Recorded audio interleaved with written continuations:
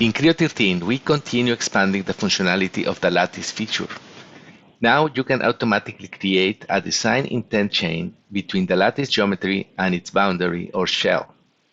The intent chain is created when you complete the lattice feature. You can use that intent chain to create round or out-to-round features.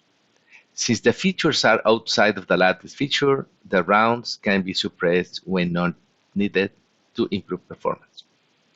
This functionality is supporting Beam Lattices, 2.5D, or custom lattice types. Two conditions should be met. The lattice must use full geometry representation, and the lattice and the boundary or shell must be part of the same body. The main benefit is to easily create out-to-round or round features between the lattice geometry and its boundary using the new automatically created intent chain. Thank you for your attention.